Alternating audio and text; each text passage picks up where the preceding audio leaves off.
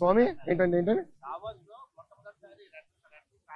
Davos లో కాదండి, Zurich లో. Okay sir. అమ్మ రోజా గారికి జ్యూరిక్ కి దావోస్ కి తేడా ఏంటో తెలియదు, నన్ను ఏం చేయమంటారు స్వామి?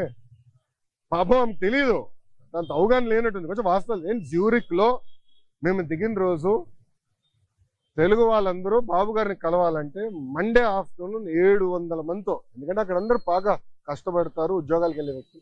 మండే ఆఫ్టర్నూన్ 700 మందితో మీటింగ్ పెట్టుకుంది. అక్కడ ఒక అతను నాకు ఎత్తాడు, చూపించాడు పేపర్, అన్న రెడ్ బుక్ గురించి మాట్లాడు అని చెప్పాడు. అతనికి సమాధానం చెప్తూ నేను మాట్లాడాను, డావోస్ నేను మాట్లాడాను. రెండోది మళ్ళీ చెప్తున్నా, రెడ్ బుక్ గురించి ఎందుకు వాళ్ళు భయపడుతున్నారు? రెడ్ బుక్ లో విశాఖపట్నంలో చెప్పా, విజయనగరంలో ముగింపు సభలో కూడా చెప్పా. రెడ్ బుక్ లో నేనేం చెప్పా, ఏ అధికారులు నాయకులు చట్టాన్ని ఉల్లంఘించి ప్రజల్ని తెలుగుదేశం పార్టీ కార్యకర్తలు ఇబ్బంది పెట్టారో వాళ్ళని నేను వదిలిపెట్టను అన్నా. ఎందుకు భయపడుతున్నారు స్వామి? చట్టాలు ఉల్లంఘించే వాళ్ళు అన్నాను కదా, ఎందుకు భయపడుతున్నారు? చట్టాలు ఉల్లంఘించలేకపోతే ఆగి ఇంట్లో పడుకోండి అంటే ఆమె భయపడుతుంది, చట్టం ఉల్లంఘించింది కదా. స్వామి ఏంటండి ఏంటండి దావోస్ లో కాదండి, జ్యూరిక్ లో. Okay sir. అమ్మ రోజా గారికి జ్యూరిక్ కి దావోస్ కి తేడా ఏంటో తెలియదు, నన్ను ఏం చేయమంటారు స్వామి?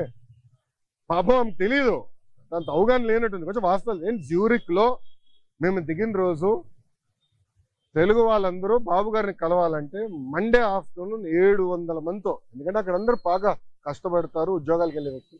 మండే ఆఫ్టర్నూన్ 700 మందితో మీటింగ్ పెట్టుకుంది. అక్కడ ఒక అతను నాకు ఎత్తాడు, చూపించాడు పేపర్, అన్న రెడ్ బుక్ గురించి మాట్లాడు అని చెప్పాడు.